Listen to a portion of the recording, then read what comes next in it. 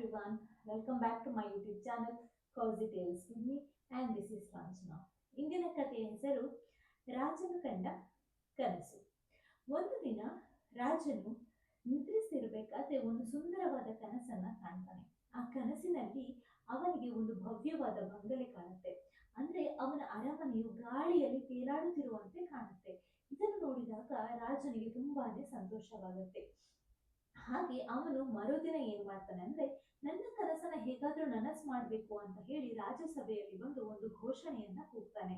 ಏನು ಅಂದ್ರೆ ಈ ತರ ಕನಸು ನಾನು ಕಂಡಿದ್ದೀನಿ, ಇಂತಹ ಒಂದು ಗಾಳಿಯಲ್ಲಿ ತೇಲಾಡುವಾದಂತಹ ಭವ್ಯವಾದ ಬಂಗಲೆಯನ್ನು ಯಾರು ನಿರ್ಮಾಣ ಮಾಡಿಕೊಡ್ತಾರೋ ಅವರಿಗೆ 1,00,000 ನಾಣ್ಯವನ್ನು ನೀಡುವುದಾಗಿ ಘೋಷಣೆ ಮಾಡ್ತಾರೆ. ಆದ್ರೆ ಅಲ್ಲಿರುವಂತಹ ಯಾರಿಗೂ ಕೂಡ ಆ ಒಂದು ಅರಮನೆಯನ್ನ ನಿರ್ಮಿಸಲು ಸಾಧ್ಯವಾಗುವುದಿಲ್ಲ. ಹಾಗಾಗಿ ಯಾರು ಕೂಡ ಮುಂದೆ ಬರುವುದಿಲ್ಲ.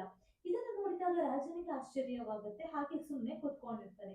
ಆಗ ಒಬ್ಬ ವೃದ್ಧ ಬಂದು ರಾಜನ ಬಳಿ ಒಂದು ದೂರನ್ನ ನೀಡ್ತಾನೆ. ಏನು ಅಂದ್ರೆ ನನ್ನ ನನ್ನ ಬಳಿ ಇರುವಂತಹ ಚಿನ್ನವನ್ನೆಲ್ಲ ಒಬ್ಬ ಕಳ್ಳ ಬಂದು ತೆಗೆದುಕೊಂಡು ಹೋಗಿದ್ದಾನೆ ಮಹಾರಾಜ ಅಂತ ಹೇಳ್ತಾನೆ. ಆಗ ರಾಜ ಕೇಳ್ತಾನೆ, ಯಾರು ನಿನ್ನ ಚಿನ್ನವನ್ನೆಲ್ಲ ಕಳೆದುಕೊಂಡು ಹೋಗಿದ್ದಾನೆ ಅಂತ. ಆಗ ವೃದ್ಧ ಹೇಳ್ತಾನೆ, ನಿನ್ನೆ ಕನಸಿನಲ್ಲಿ ನೀವು ಹಾಗೂ ತೆನಾಲಿ ರಾಮಕೃಷ್ಣನು ಬಂದು ನನ್ನ ಚೀಲದಲ್ಲಿರುವಂತಹ ಚಿನ್ನವನ್ನೆಲ್ಲ ನೀವು ತೆಗೆದುಕೊಂಡು ಹೋಗಿರುತ್ತೀರಿ ಅಂತ ಹೇಳ್ತಾನೆ. ಇದನ್ನು ಕೇಳಿದಾಗ ರಾಜನಿಗೆ ಆಗತ್ತೆ, ಇವನು ಏನ್ ಮಾತಾಡ್ತಾ ಇದ್ದಾನೆ, ಕನಸಿನಲ್ಲಿ ನಡೆದಿರುವಂತ ಘಟನೆಯನ್ನ ಬಂದು ರಾಜ್ಯಸಭೆಯಲ್ಲಿ ಹೇಳುವುದು ಸರಿಯಲ್ಲ, ಅದೇ ರೀತಿ ಆ ಕನಸು ನನಸಲ್ಲವಲ್ಲ ಅಂತ ಆ ಮುದುಕನಿಗೆ ಜೋರಾಗಿ ಬೈದು ಬಿಡ್ತಾನೆ. ಆಗ ಮುದುಕ ಹೇಳ್ತಾನೆ, ಇಲ್ಲ ಸ್ವಾಮಿ, ನೀವು ಹೇಳುತ್ತಿರುವುದು ಹೇಗೆ ಸಾಧ್ಯ? ನೀವು ಕಂಡಿರುವಂತಹ ಕನಸು ಅರಮನೆಯ ಕನಸು, ಅಂದ್ರೆ ಗಾಳಿಯಲ್ಲಿ ತೇಲಾಡುತ್ತಿರುವ ಭವ್ಯ ಬಂಗಲೆ ನಿರ್ಮಾಣ ಆಗಬಹುದು ಅಂತ ಹೇಳಿದ್ರೆ ನನ್ನ ಕನಸು ಕೂಡ ಸತ್ಯ ಆಗಬಹುದಲ್ವಾ ಅಂತ ಪ್ರಶ್ನೆ ಮಾಡ್ತಾನೆ. ಇದನ್ನು ಕೇಳಿದಾಗ ರಾಜನಿಗೆ ತನ್ನ ತಪ್ಪಿನ ಅರಿವಾಗತ್ತೆ.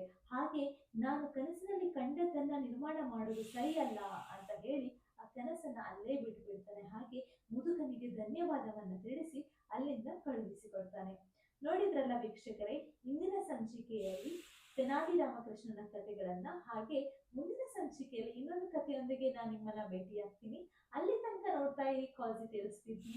ಹಾಗೆ ನಿಮಗೆ ಈ ವಿಡಿಯೋ ಇಷ್ಟ ಆಗಿದ್ರೆ ಲೈಕ್ ಮಾಡಿ, ಶೇರ್ ಮಾಡಿ ಮತ್ತು ಕಾಜಿ ಟೇಲ್ಸ್ ವಿತ್ ಮೀ ಯೂಟ್ಯೂಬ್ ಚಾನಲ್ಗೆ ಸಬ್ಸ್ಕ್ರೈಬ್ ಮಾಡಿ.